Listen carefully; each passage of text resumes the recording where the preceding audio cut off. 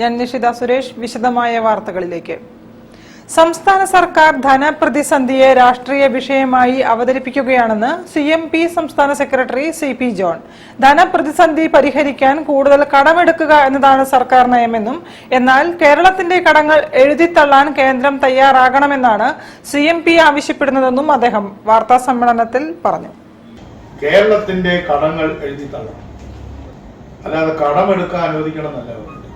കേരളത്തിന്റെ ഗവൺമെന്റ് ഇപ്പൊ പറഞ്ഞു ഞങ്ങളെ കൂടുതൽ കടക്കാരാക്കൂ എന്നാണ്. ഞങ്ങളെ കടം വാങ്ങിക്കാൻ അനുവദിക്കൂ എന്ന് പറഞ്ഞുകൊണ്ട് സുപ്രീം കോടതിയിൽ കേസ് കൊടുത്തിരിക്കുകയാണ് നമ്മുടെ പിണറായി വിജയൻ.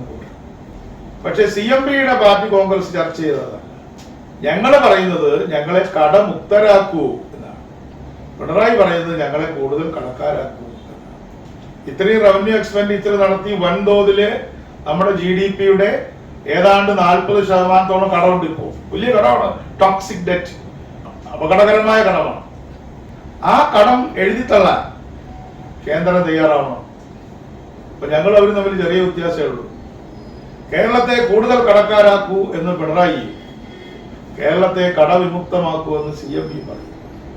വന്യമൃഗങ്ങളുടെ ആക്രമണങ്ങൾ തടയാൻ കേന്ദ്രം പ്രത്യേക ഫണ്ട് അനുവദിക്കണമെന്നും CP ജോൺ കോഴിക്കോട്ട് വാർത്താ സമ്മേളനത്തിൽ ആവശ്യപ്പെട്ടു. വനയോര കർഷകരുടെ പ്രശ്നങ്ങൾ കേന്ദ്രം ഏറ്റെടുക്കണമെന്നും അദ്ദേഹം പറഞ്ഞു. വനനിയമം നല്ല കാര്യമാണ്, പക്ഷെ അതിന്റെ എക്സ്പെൻഡിച്ചർ ആര് ചെയ്യണം? അതും കേന്ദ്രം ചെയ്യണ്ടേ? കേന്ദ്രം എന്തെങ്കിലും ചെയ്യുന്നുണ്ടോ? ഇവരെന്തെങ്കിലും പറയുന്നുണ്ടോ? കേരളത്തിലെ വനയോര മേഖലയിലുള്ള കർഷകരുടെ പ്രശ്നങ്ങൾ കേന്ദ്രം ഏറ്റെടുക്കണം എന്ന് ഞങ്ങൾ ആവശ്യപ്പെടുകയാണ്. അവരെ മാറ്റി താമസിപ്പിക്കേണ്ടവരെ മാറ്റി താമസിപ്പിക്കണം. അതിന് ചെറിയൊരു ഫണ്ടാ പ്ലാനിങ്ങിലുള്ളത്, പോരാ.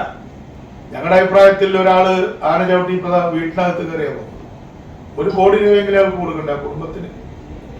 അതവർക്ക് ജീവിക്കാനുള്ള ഒരു ഔദാര്യം എന്നുള്ള മട്ടിൽ മാത്രമല്ല, അത് അവരുടെ റൈറ്റാണ്. വാർത്താ സമ്മേളനത്തിൽ CMP assistant secretary CN Vijayakrishnan, സംസ്ഥാന സെക്രട്ടേറിയറ്റ് അംഗം അഷറഫ് മണക്കടവ്, ജില്ലാ സെക്രട്ടറി ബാലഗംഗാധരൻ തുടങ്ങിയവരും പങ്കെടുത്തു. News bureau, Kozhikode. KPCC നടത്തിയ സമരാഗ്നി യാത്രയുടെ ഭാഗമായി കോഴിക്കോട്ട്